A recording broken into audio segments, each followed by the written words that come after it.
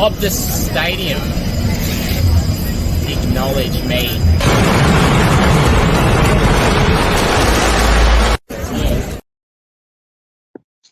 Hello everyone and welcome to Kick It to Scoops Season 4 Episode 5.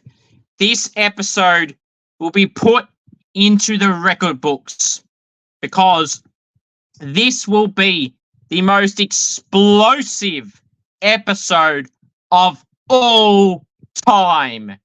Now, you know for a fact, when I bring that comment out and say this is going to be the biggest episode of all time, we ain't just talking Scoops Goes Bang, or mainly Scoops Goes Bang, but this episode will basically be Scoops Goes Bang for the whole episode, basically, because it's going to be explosive. Strap yourselves in.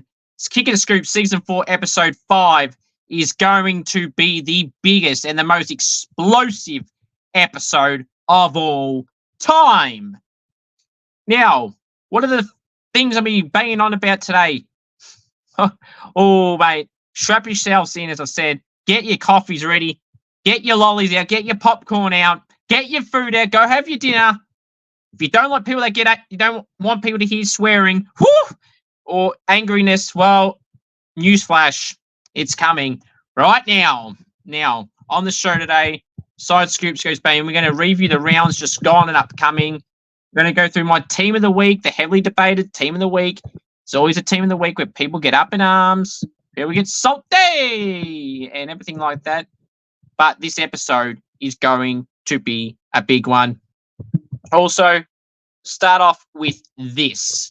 You want me on Cameo? Head to cameo.com/CooperG. Want me to roast a friend? Cameo.com/CooperG. I'll repeat that again if you heard a clip for some reason. Apologies if you did. Play on the top of that. You want me on Cameo? Head to cameo.com/CooperG. You want me to roast a friend, wish someone happy birthday, anything at all, as long as it's respectful. Cameo.com/CooperG. Alrighty. Now, I want to go through some news of the day. Nick Watson will miss up to a month with that ankle injury. Paddy Dow's St Kilda debut will be delayed again. It was meant to be this week. It's now been listed as 2 weeks. So that's very frustrating as a Saints fan to see that. So we wish Paddy Dow all the best. Alrighty, let's get right into it. You know, there's going to be plenty of things we're going to be banging on about today. Oh, it's time. Oh, it's time. You know it's coming. It's going to be explosive. It is time for the world famous segment, Scoops Goes Bang. Now, you're probably wondering, Scoops, why don't you tell us what you're going to talk about? You're building suspense. 5 things to talk about. And these are the 5 topics we're going to be discussing. The Tom Hawkins Geelong phone issue, the Jack Ginnivan hate, and the Joel Selwood Duckwood comparisons. Scott Pendlebury, Lockie Neale incident, umpires in general, boundary umpires in general, and the Marcus Windhager Seb Ross incident with Sam Durham, and the comments by Essendon coach Brad Scott. They're the topics we're going to be banging on about, and anything, if I feel like adding anything, I will. Now, oh my God. Where are we going to start? All right. We're going to start with the Tom Hawkins phone issue. Now, personally, I think what Tom Hawkins did was fine. Okay? It was fine. But, there's a but. They all know the rules. No phone usage at all. There's 10 staff members, apparently they can have it, and 4 media staff. That's it. Now, Tom Hawkins, like I said, to me, that's not nothing. But they know the rules. It's in the rules, so they broke it. And what did the AFL come out with today, with one of their few stupid comments today, is that, it's a warning. I'm sorry. Your rule was exploited and broken, and you give them a warning?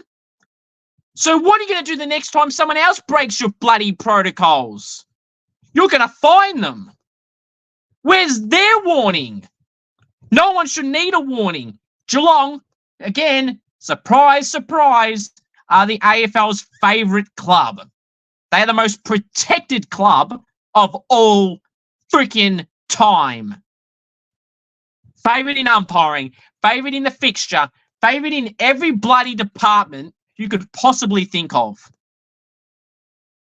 There's one set of rules for Geelong and a few other clubs, and the rest get treated differently. Now, don't give me the shit. Oh, Tom Hawkins is his 350th game, blah, blah. They're only looking at the weather, blah, blah, blah. I couldn't give a shit what he was looking at. The rule was broken. Now, should Tom cop the fine? No, he shouldn't. The club should cop the fine. Should that staff member? No. The club should be copying the fine as their people in their team and crew broke the freaking rules. Plain and simple. That's not an insult. That's just a fact of life. Yeah. It's one thing of 5 things we're banging on about. Plain and simple. Rule was broken. Unacceptable. Fine Geelong. But of course, they're not. They're protected again. What a shock. Now, that aside, let's go to argument number 2, which involves a former Geelong player and current Hawthorn recruit, Jack Ginnivan. All right. Now, the Jack Ginnivan hate is absolutely garbage. It is embarrassing. In fact, I'm going to as far to say it's bullying. The AFL have been bullying Jack Ginnivan. Now, it is absolutely biased of the highest order to do all this to Ginnivan. I counted 5 free kicks in that last quarter alone that he should have got and got none. Zilch, none. It was about 7 to 10 throughout the whole game that he didn't get, that he should have got. Not maybe, should have got. And any other random player or any protected player of the AFLs like Patrick Dangerfield would have got them frees. Heck, Joel Selwood, a.k.a. Duckwood, made an entire career out of ducking. And he got praised and like, oh, yeah, Joel, blah, blah, blah. Well, mate, well done. You exploited the rule, mate. You're so smart, blah, blah, blah. Now, I think he's a ducker, and he always has been a ducker and always was a ducker. Is Ginnivan a ducker and everything in the stage and acting? Yes, he is. But you can't have one set of rules for the other and then different for him. He's got his own rules. The AFL don't like him for whatever reason. But you people praise Joel Selwood for his entire bloody career for ducking, and you all applauded him, said he's smart and everything. He's a champion. I'm sorry. He's not a champion. The only champion thing he's a champion of is ducking. And now you can say, and quite frankly, people's arguments to compare Ginnivan and Selwood together to say like one's a champion, one's a so-called idiot. Now, I don't think that. That's what people say. I'm sorry, when the fuck does their bloody, character get fucking questioned here? What the hell is that going to do with their umpiring? Who cares? He could be the best, nicest player in the comp, and he could be the biggest wanker in the comp. It doesn't matter. The rules should be treated the same, and they're not. It's biased umpiring in the biased AFL.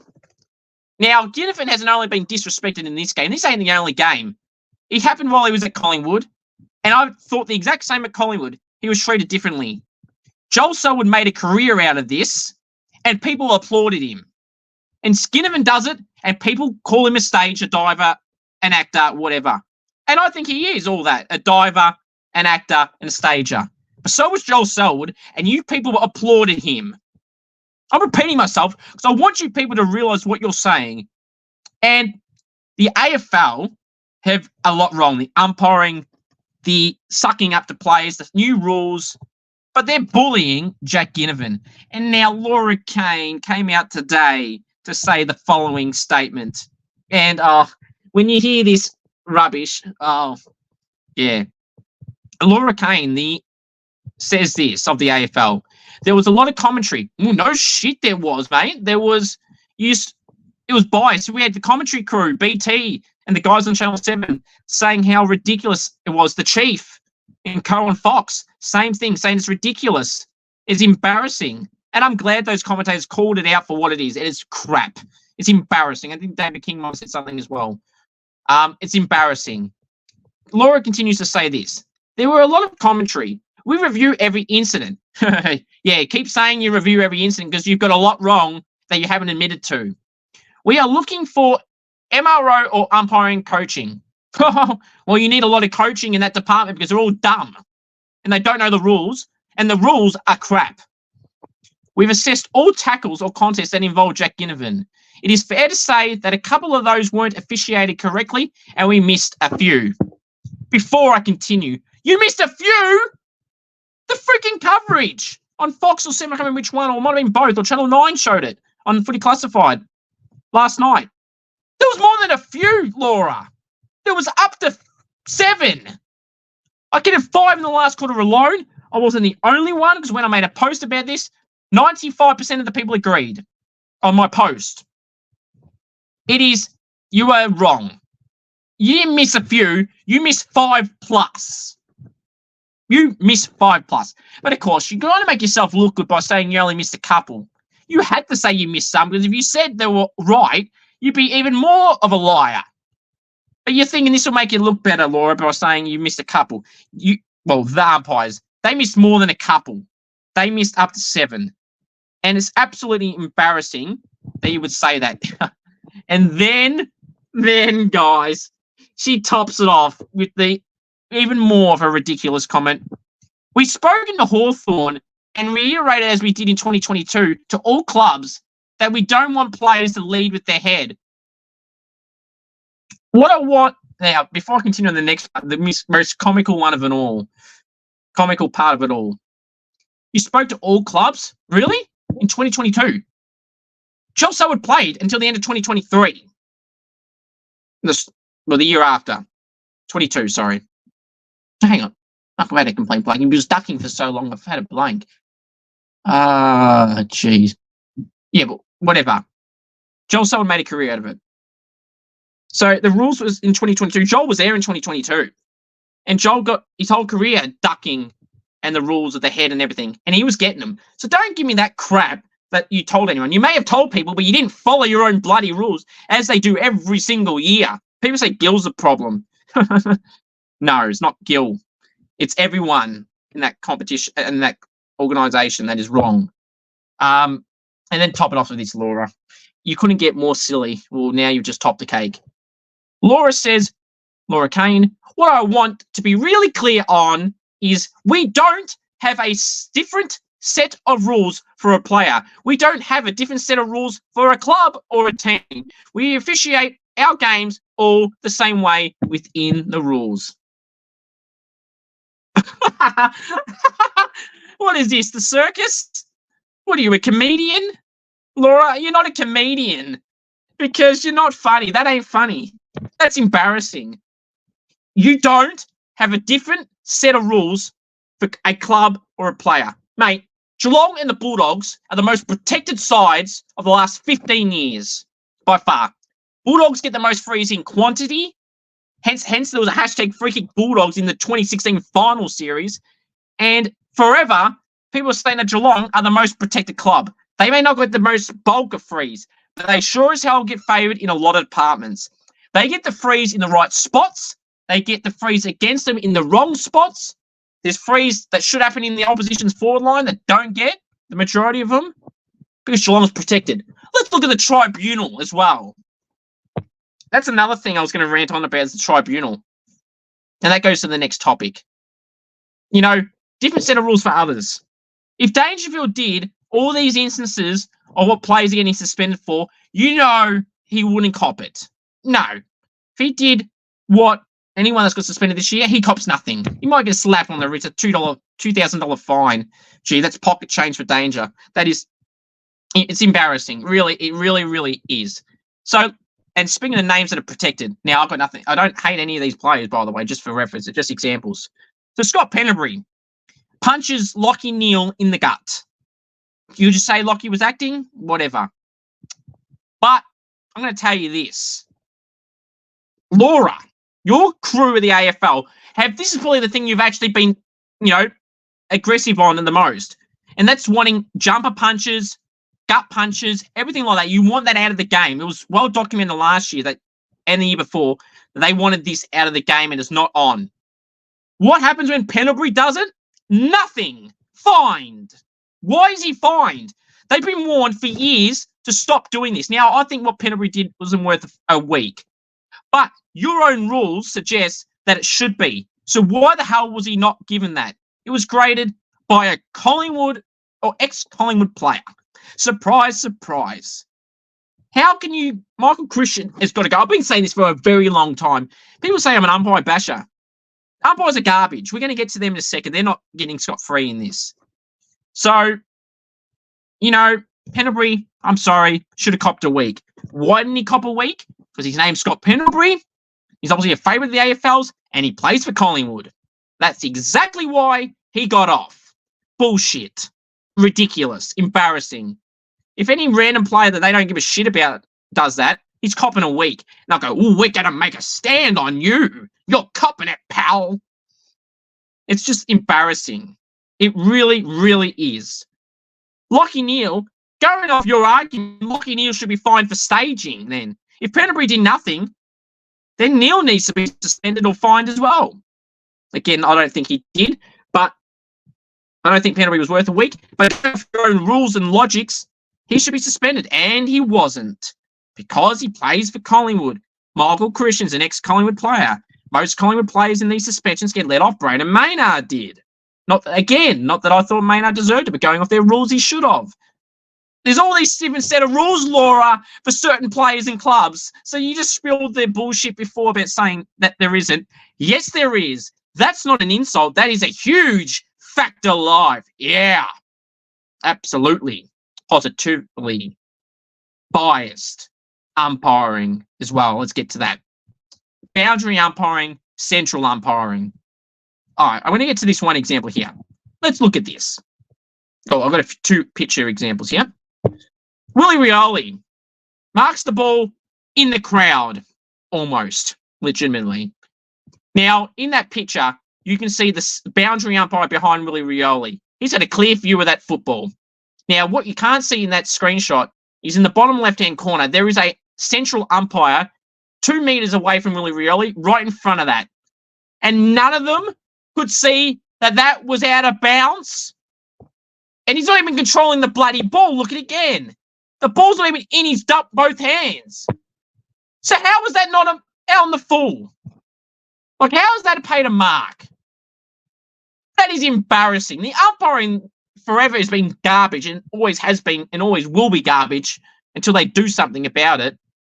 And it's embarrassing. How many boundary umpiring calls have been clearly out of bounds that haven't been given out of bounds?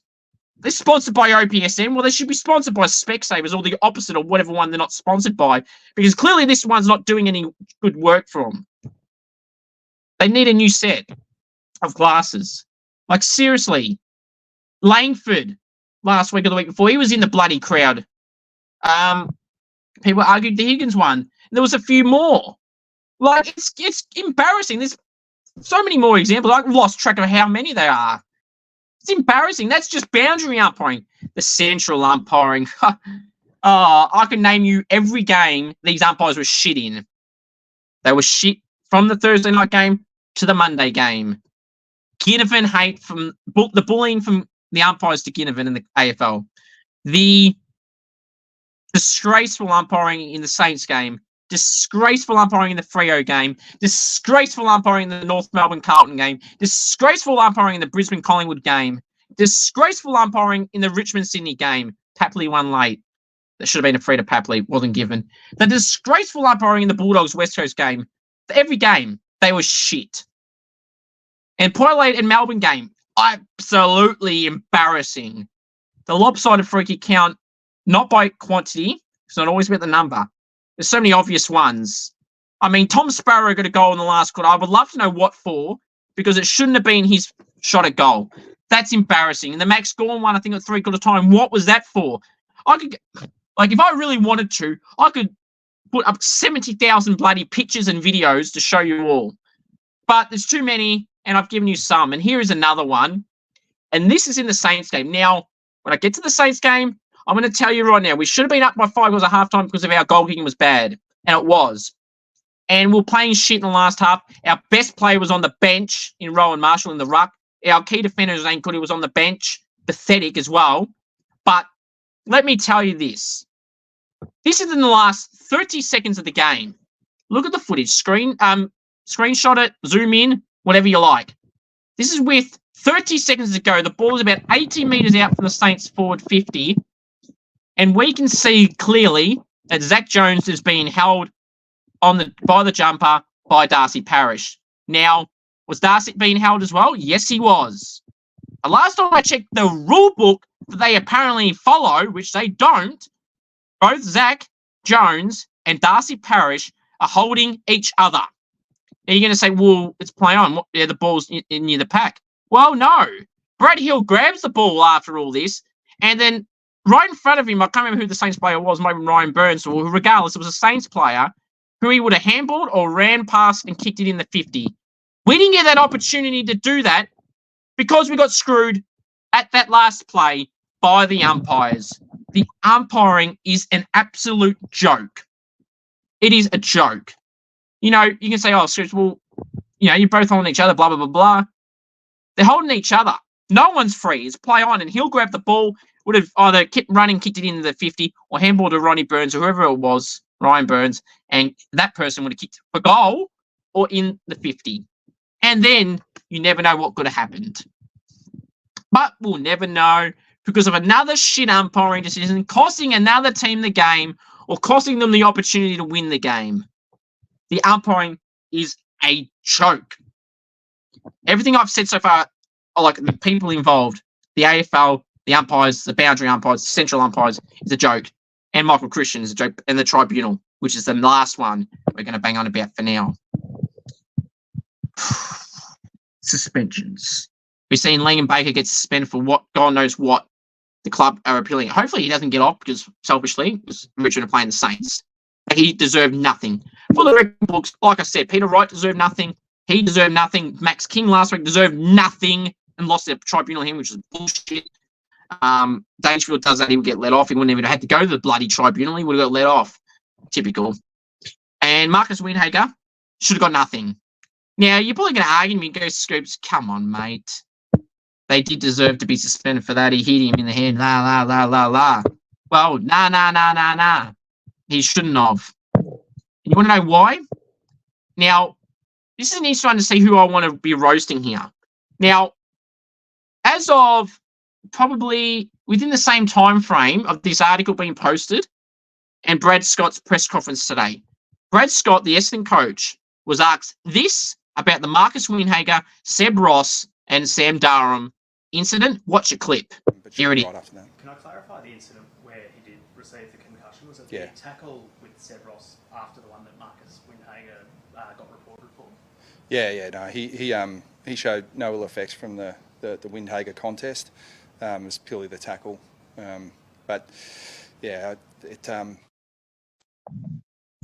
So there you go. The Essendon coach said Marcus Windhager shouldn't have been suspended. He said Durham wasn't even injured or concussed from the Marcus Windhager incident. So why has he been suspended? Well, first of all, he's not a Geelong player because he would have got let off. This is, again, another example of how biased the AFL truly are. And it's embarrassing. And I'm not just saying this because it's a St Kilda player. The Essendon coach, for God's sake, just told you that it wasn't through the Marcus Windhager incident. So how could the AFL suspend Windhager when the incident wasn't even involving him? That's embarrassing. If anyone in this incident, it seems like he was indicating Seb Ross. Now, Seb Ross wasn't suspended. The match review findings for that day are over, so you can't undo it. But, so what Brad just said is that Marcus Windhager shouldn't have got suspended. Now, I would have said that St Kilda should use this as evidence and appeal it. And quite frankly, they should have appealed it. But St Kilda was stupid enough not to appeal it. Now, I would love to know who's at fault here. Was this Brad Scott conference before St Kilda confirmed to accept their decision of the appeal of Windhager's? Like, did they cop and accept the 1 week? Or did this interview come first from Brad Scott on the presser from today at the Bombers training? Whatever was first, if that press conference was first from Brad Scott, St Kilda are stupid. Stupid. You had Sicily gets off the week before, round 1 or whatever, through Andy McGrath saying what he said for Sicily, that it was nothing or whatever. Sicily got off, thanks to Andy McGrath. Brad Scott just gave you a freaking free pass to say the same thing here, and you would have got off. So, if that Brad Scott press conference was first, St Kilda is stupid for not appealing it with that evidence right there. You had enough evidence before this. This was just a confirmation, the icing on the cake to get Windy off. And it's bullshit that he didn't get off. But if that press conference was after, then, and still, regardless, the AFL are dumb. Dumb. But if that presser was first, then St Kilda and the AFL are dumb. So to everyone that I've just roasted, you need to lift your bloody game. Embarrassing. Absolute embarrassing. Now, I told you all this would be the most explosive edition of the world-famous segment, Scoops Goes Bang, and it bloody delivered because it went for about 25 minutes. I absolutely bloody delivered and roasted everyone in those categories. So I hope you guys and girls enjoy that long, the most explosive edition, the world-famous Scoops Goes Bang. Right, okay. Now. Alrighty, let's keep going and keep this momentum going with my round 4 AFL team of the week. Round 4? Oh, I made a boo-boo. It's not round 4. Hang on. No, round 3 team of the week. Oh, shit. Crud. Hang on a second. Hold up. I'm going to have to edit that. Damn it. Hang on a second. This is a good team. It was a hard team to make. I'll give you all the explanations and reasons shortly. No, I just have to change the banner. I don't want people to get confused and think it's my round 4 team of the week when it's my round 3 AFL team of the week. That's okay. Let me delete that other one and get the new one up. All right, so let's get it up. All right, okay, here we go. All right, ladies and gentlemen, here it is, my Scoops AFL round 3 team of the week. All right. From the back line, the pockets, Harry Sheasel and Nick Vlaston. Fullback, Jeremy McGovern. Halfback line, the flankers, John Noble and Lachlan Bramble. And centre half back, Luke Ryan. If you know, you know. Wingers, Adam Treloar and Hayden Young. Centreman, James Warpool. Our forward line, the flankers, Charlie Curnow and Jamie Elliott. Centre half forward, the 350 gamer, Tom Hawkins. Forward pockets, Michael Walters. If you know, you know. Forward pocket also, Jack Higgins. Full forward, Harry Mackay. Ruckman, Max Gorn. Rovers, Lockie, Brownlow medalist, Neale. Tim Torrento. Interchange, Mark Keane.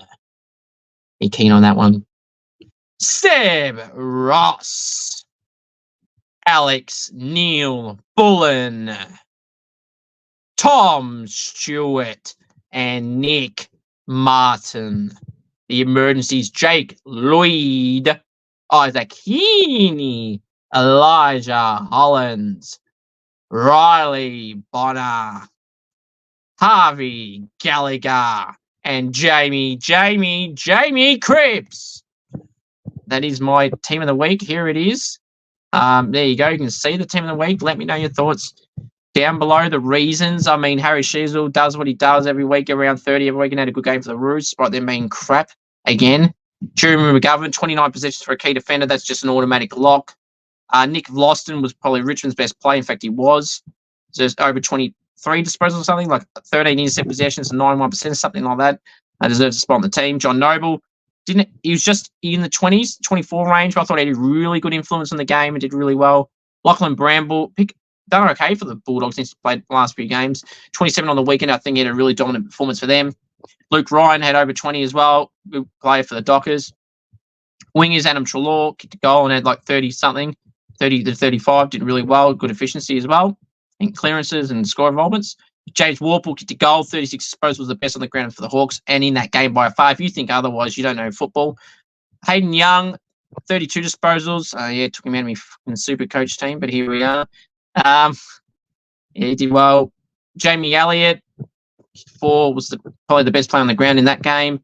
Tom Hawkins, 3 or 4 goals in his 350th, did well. Charlie Kerner kicked 4, 15 disposals. Walters, 2 goals, 4, 21 disposals. Anyone doesn't think he doesn't get any Brownlow races in this game is kidding themselves. He could have kicked, if he kicked straight, he could kick 6 quite comfortably. And I think he missed 1 or 2 out in the full, or did he make the distance? Harry Mackay was good, kicking 4. Jack Higgins, 3 goals, 15 disposals. That's a lock nowadays if you listen to some other people. Ruckman, Max Gawn, 20 disposals, 50-something hit-outs, deserved it there. Neale, a goal and 35. Taranto, very similar, both guaranteed to get in. And a bit light on the midfielders this week in terms of big numbers. Interchange Marquis, the next best key defender. Seb Ross kicked a goal and 28, was really good for the Saints. The Saints' best player for me. Alex Neil-Bullen, 2 goals, 24 disposals. Had a bit more than that. It felt like he had more than that. He was really impactful for his disposals. Nick Martin, I'm telling you right now, he had 44, but he wasn't their best player. He wasn't out, but he wasn't in the best 2 in this game. I'm telling you that right now. Ross Lyon and Brad Scott didn't give him 5 votes in the coaches' votes, and one coach didn't give him any votes. So just makes my argument better that he wasn't the best player on the ground. But in team of the week wise, he gets in. Tom Stewart was good in the backline for Geelong. The emergencies, Lloyd, Bonner, the next 2 half-backs. Heaney and Cripps and Gallagher, the next 4s. It's so close putting Harvey Gallagher in the team, who should get the rising star this week. If he doesn't, that's rigged. And Elijah Hollins, I thought had a really good game for the Blues. Obviously, one of his first few games for Carlton after crossing over from the Suns. Alrighty. Let's now go. Let me know your thoughts on my team of the week. Comment down below what you would do, what you change, and why. All right, let's now go review the round 3 games. And what a round of footy it was. Started on Easter Thursday game. Brisbane 72, Collingwood 92. The Lions remain winless. The Pies are now no longer fully defeated. They finally got a win on the board, which I'll be really happy with. But yeah, it's good for them. John Noble I thought was really good. Jamie Elliott was terrific. They were 2 of the key standouts for me for the Pies. Brisbane, Lachie Neale, as always, was really good. But, unfortunately for them, he didn't have many contributors. Chris Fagan, obviously a bit upset with how the team's going at the moment, and fair enough too. They're much better than that, the Brisbane Lions, and they should be playing much better than they've shown right now. Obviously, Fags, they'll bounce back. I think they got North this week at the top of my head, so they'll win that quite comfortably anyway. But yeah, great win for the Pies. Just keep start their home and away season. The next game was Friday, Good Friday, 81, North Melbourne. Carlton 137. Typical North, get a lead, bend over, roll over, just cough it up. Game was boring, irrelevant. And for anyone that says that Carlton, Collingwood and Essendon and Richmond need more primetime games, you're absolutely delusional. They get enough as it is. They get favoured fixtures like Geelong do, so don't give that to me that they serve more big marquee games. They don't. But yeah, Carlton, Curnow, Mackay, Elijah Hollins, Cripps was fine. Harry Mackay and Curnow, if I didn't say them already, which I did, I know, but I was just reiterating it, were really good. The next game to go through is Freo and Adelaide. What a crap game this was. Until the last quarter, Freo stepped it up. Freo 69, Crows 34. Mark Keane was Adelaide's best player, and there wasn't many other contributors there. Freo had Young, Luke Ryan, Alex Pearce, are really good as well. Michael Walters as well. Try and miss. It's pretty quiet. I think he'd go late, but here it is. All right, the next game to go through was on Saturday. It was my Saints and the Bombers, and we're 71 to 67. Lost by 4 points. What the hell? What the fuck was that? First half, we should have been up by 5 goals. Quarter time and half time. To lose like that is embarrassing. I could see it happening. Up the whole bloody game. Jake String gets a tin-ass goal. They get it up with 5 to 7 minutes to go. We couldn't hit the front. A few opportunities. I was a rigged non-free kick to... rigged free kick given to Parrish. It should have been playing on a Hill, got it past to Burns into the 50, or Hill runs into the 50 and kicks it into the 50 himself, or passes it to Burns and he has the shot of goal and scores a goal. We win, pretty much. We would win, because it would have been probably 10 seconds left by the time they went in, if that. So, rigged at the end there. But I saw it coming. Who has Rowan Marshall on the freaking bench at the end and Zane Cordy? Your key defender and your best player, probably, Rowan Marshall, along with Kingy and Steely. That's just... What the hell, Ross? What the hell? You took the wrong player off too. Why did you sub off Cooper Sharman for? That is a dumb move to do, Ross. I like a lot of the moves you've done, Ross, but this was a dumb one, mate. This was not good enough. I liked your comment, though, after the game saying Nick Martin wasn't the best on the field, because he absolutely wasn't. He said Andy McGrath was better, because Robert Harvey at halftime said, should we put some effort into Martin tagging him wise? And Ross said, no, I feel like McGrath's doing better. In many other words, told you McGrath was played better than Martin. And he did. Ross was right there. But unfortunately, on the field, they made the wrong moves. And this is a game you can't be affording to freaking lose to. The Bombers are a joke, and it's embarrassing to lose to a rabble like the Essendon Football Club. And the Geelong game we lost because of umpiring. So, not good enough. We better bounce back against Richmond this week in Adelaide. If we lose to them, or Hell's breaking loose on the next podcast episode as well. So, can't be losing to that shit as well. Who have Lynch, Bolter out, injured, and potentially Ryan Baker. I don't know who Ryan Baker is. Shout out to you, Ryan Baker. Liam Baker. So, Samson and Ryan will come in for Richmond this week. You watch that. Lock it in, Eddie. Lock it in, Eddie. The next game that happened on Saturday night was Port Adelaide and Melbourne. Unfortunately for Port fans, Melbourne got the win. 89-96, Melbourne by 7 points. What was Radigalia doing, guys?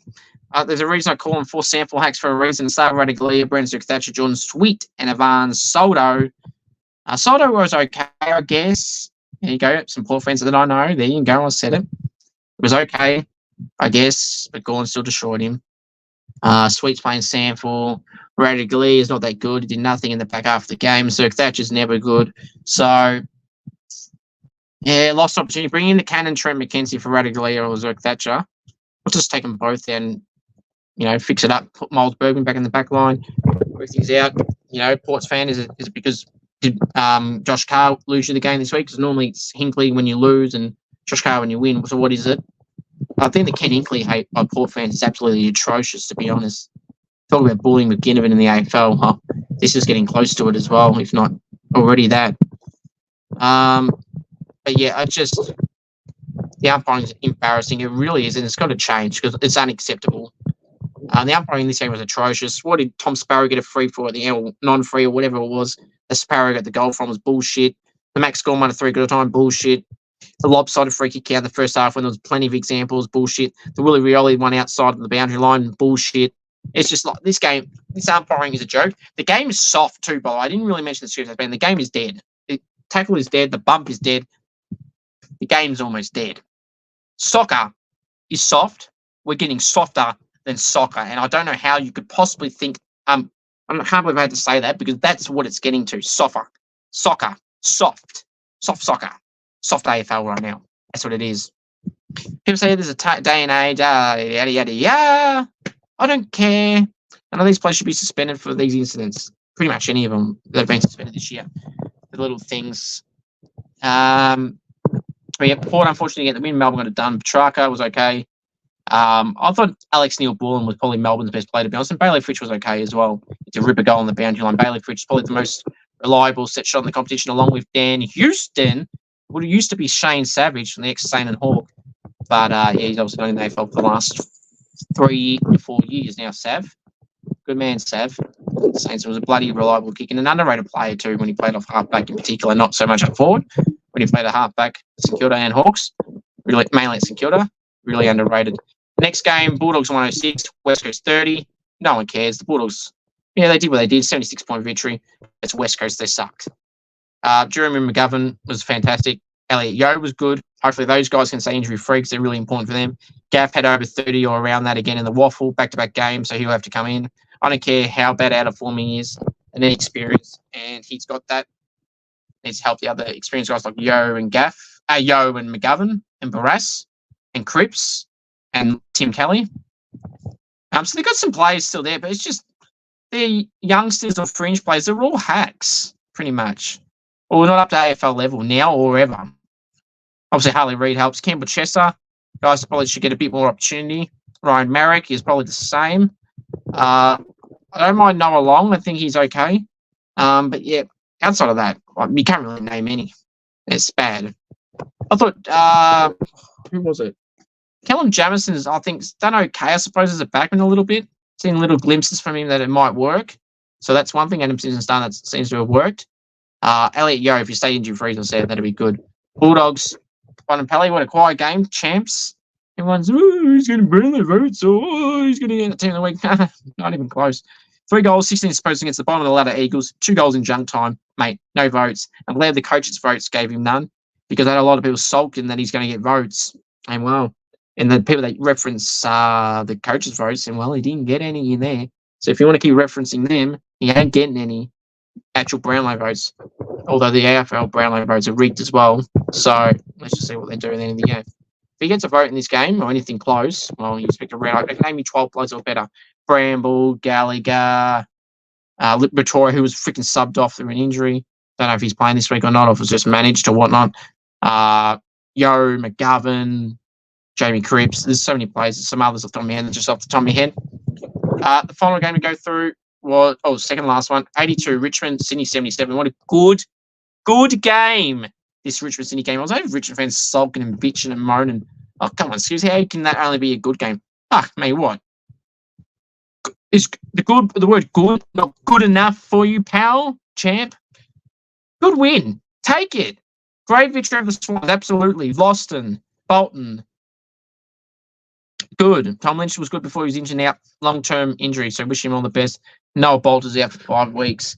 Liam Baker's suspension in the tribunal hearings, I think, tonight, if not tomorrow. We'll see what happens. Probably while this is recording, he's probably at the tribunal now. But we'll see what happens. They're normally on Tuesday, probably a Wednesday because of the last night's game, yesterday's game, whatever. But yeah, we'll see what happens there. They were good. Sydney Heaney, Rowbottom, Jake Lloyd, Rampy was injured. Hopefully he's good for the Swans this week. Don't know.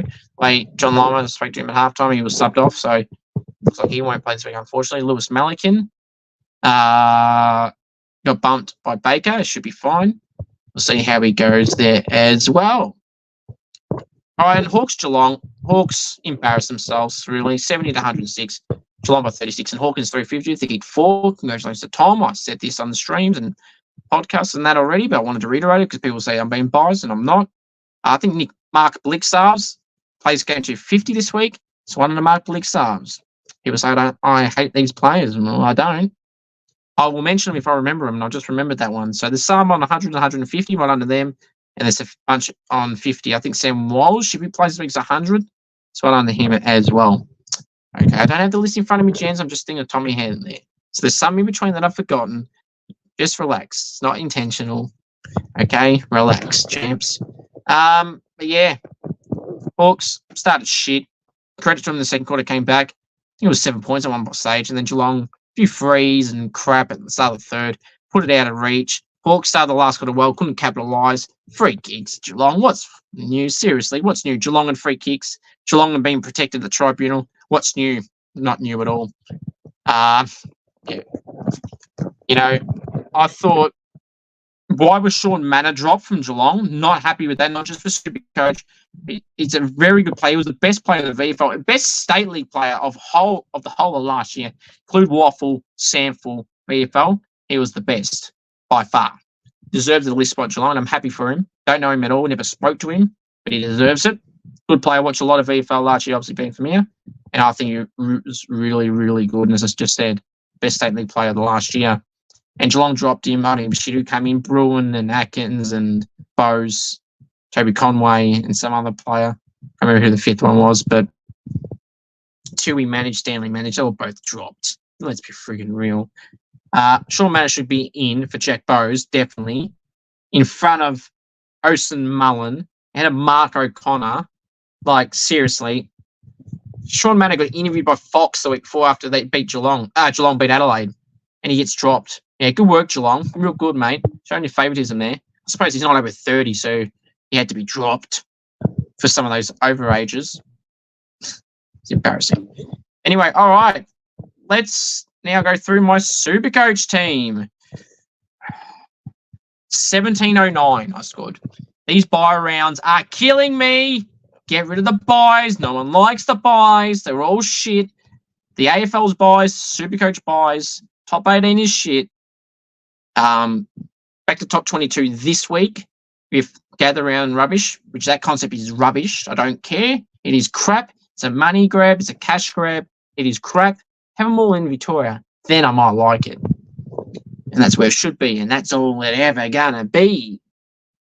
Acknowledge me as the tribal chief, the head of the table. 1709, top 45%. Oh dear, oh dear, oh dear. Yeah, not happy with it. Not happy with it, to be honest. I haven't done any trades yet. So this is the team. I did that third trade I told you all about that I was going to do. Well, I ended up being in the Sire Wangani Malira, who only scored in the 90s. But this is my team, though. But for the people on Apple Podcasts and Spotify, let's get that banner off for a second. This is my team. And I did use that boost trade as I said I would do. So they're the only three trades I've done this year up until right now. So the back line, Nick Dacos, James Sicily, Harry Sheehan, the Sire Wangani Malira, Massimo D'Ambrosio, Blake Howes, bench, Toby Pink, and Zach Reed. Midfielders, Petrarca, Tom Green, Rory Laird, Connor Rosie, Tuke Miller, Riley Bonner, Colby McKercher, Riley Sanders bench, Jeremy Sharp, Harvey Thomas, and Jai Clark. Happy with that strong bench now, with the, at least for this week, without the stupid buys shit. So, our team looks way better when there's no buys. So, Dacos and Sicily dropping money. If I was to trade them, it wouldn't be because of that. It's just because they're going pretty average for their standards. She's dominating. Massimo did okay. I would have preferred 100, but here we are. The rookies are doing okay at times. Some are getting 30s, like Blake Howes, 26. Really pissed me off because he's been going really well. He's gone up in price, sure. But now his break is probably going to be like 30, and he's not going to really go up dramatically much anymore, which is a bit disappointing. Some players to look at. Well, wouldn't you like to know? I'm not going to tell you all my secrets at all. Players I'm looking at getting rid of, actually. I'm really considering dropping Riley Bonner this week, just because his main price has mainly gone up. Done me well. People that bullied him on the weekend for his game, I think that crap needs to stop. Thought Seth Ross was good in our game too, by the way, just for reference, and Jack Higgins. And now let's go to my forward line of ruck. It's Rowan Marshall and Brodie Grundy. That's never going to change. Cameron Livingston on the bench. Forwards, Sam Flanders, Zach Fisher, Harley Reid, Alex Sexton, Harvey Gallagher, and Darcy Wilson. The bench, Seth Campbell and Sean Manor. Manor will be on the field for Gallagher or Sexton if he does come on. Now, Darcy Wilson scoring 25 wasn't good. Harley Reid only getting 54. Seth Campbell 43 and Manor didn't play. So I'm really disappointed with my rookies at the moment in this forward line. This forward line is clearly my weakest area. The Zach Fishers and Sam Flanders, Sam Flanders doing well. He had the pie this week. Zach Fisher, I don't really want, but there's no real forwards to upgrade him to. But then I don't want too many rookies, so it's like balance it around. I don't want James Jordan. I'm glad I never got him. It was never worth it. Obviously traded Hayden Young out and decides to pull his finger out of his ass this week, so that's just lovely. So I'm gonna really try and fix maybe Bonner and Blake Howes and those rookies in the forward line and Zach Fisher. Probably see what I could do. Really, may risk doing 3 trades again this week, using another boost just to kind of try and fix this problem now. But how I get out of that problem, I don't know right now with this Supercoach guys and girls. But yeah, it's going to be interesting to see how I go there. Now, before we preview the round 4 games to wrap things up, if you know any AFL, AFLW players, any up-and-coming draftees, and you'd love to see them on the podcast and a Gold King Challenge or an interview, or any State League players, please send me a message on Instagram, AFL Info Live, or on Facebook, AFL Information, Trade Rumours and Results. We're well over 55,000 followers, so that's the page to message me on. So yeah, they're the 2 platforms to message me on, okay? And that's where I'll answer. AFL Info Live on Instagram, preferably, would be the one. Thank you. Right. Now, to wrap things up, let's go preview the round 4 games. Gather round. So all these games are in Adelaide. Boring. Thursday night. We love Thursday night footy. That is here to stay, and that's one thing the AFL actually got right. It should be every week. Thursday night at the Adelaide Oval, 7:40 Vic time. It is the Crows hosting Melbourne. I'm going Melbourne by 15 points. Friday night, 5:10 at Norwood Oval, which is Norwood's Sandford ground. Brisbane hosting North. Brisbane will win by 50 points. Friday night at the Adelaide Oval, 8:10 Vic time. The other one was 5:10 Vic time. 8:10 Vic time, though. Adelaide Oval Friday night is the Power hosting the Bombers. The Power will win by 20 points. Saturday games at Adelaide Hills, Mount Barker. 1:30 Vic time on Saturday. It's the Eagles hosting the Swans. You'd want to be the away team in this because you're losing a home game to a degree, even though it's an extra round. Sydney will win by 50 points. 4:20 Vic time at the Adelaide Oval. It's Freo hosting Carlton. This should be at a local ground. The Saints game against Richmond should be at Adelaide Oval. Anyway, we've got Carlton by 10 points for me. I still think they're playing better than Freo. Freo had a few weak oppositions. Besides, who did they beat? Collingwood. No, not Collingwood. Who did Freo beat that were good? It wasn't North. They're shit. Adelaide are no good. Who was it in round 1? They beat Brisbane. Yeah, that's a good win. That one you can brag about. But yeah, go Carlton by 10 points. Adelaide Oval, 8:10, doubleheader. 8:10 Victorian time Saturday night at the Adelaide Oval. It's Bulldogs and Geelong. Bulldogs hosting it. Really? The two most protected teams. This game will truly show the AFL's true colours. Who do they love more? The team they give the most frees in the comp to, or the team that gets most protected in the competition in Geelong? See, this is what will happen. Bulldogs will probably win the free kick count by 10, but Geelong will get all the crucial frees at the crucial moments. In saying all that, I'll be tipping Geelong by 10 points. No Patrick Dangerfield for this game. Maybe Agent Frank. No, what? No. Yeah. No. Geelong by 10. All right. Final few games for the round on Sunday. We've got 3 games to go. Sunday, 12:30. Vic time at the Adelaide Hills, Mount Barker. Second game there for the round. Gold Coast hosting GWS, 12:30 Vic time. I'll be tipping GWS by 40 points there. Sorry, the Giants are on fire. I think they'll win the premiership at this rate. Sunday, 3:20 at Norwood Oval. It's Richmond hosting St Kilda. I'll be tipping my Saints to bounce back. Max King will be back. No Bolter and Lynch for the Tigers. Hopefully no Liam Baker as well. Paddy Dow, unfortunately, missed another 2 freaking weeks with his knee injury. Another setback. I'm not happy about that, but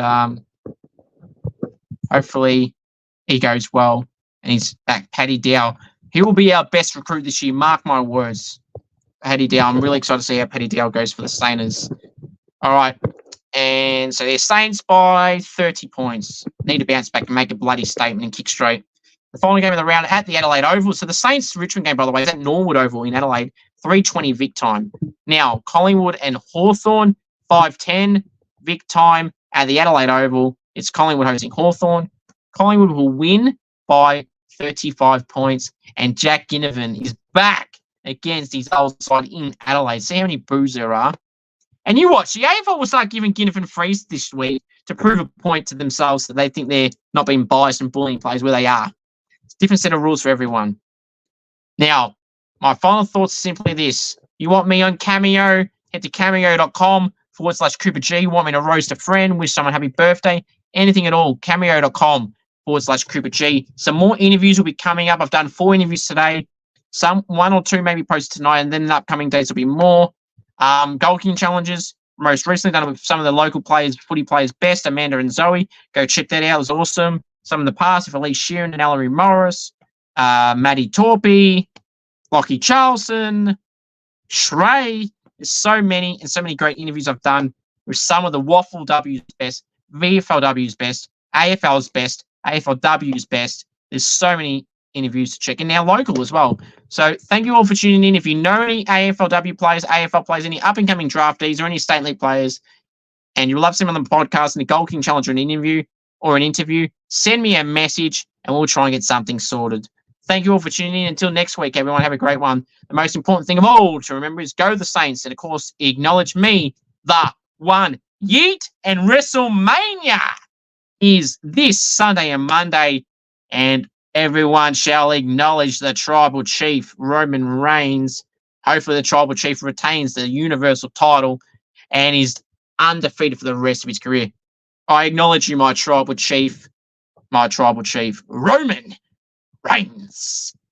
WrestleMania is this week. Let's go. WWE. Then, now, forever, together. Go the Saints and all aboard the Filippo train. Then, now, forever, together. Go Saints.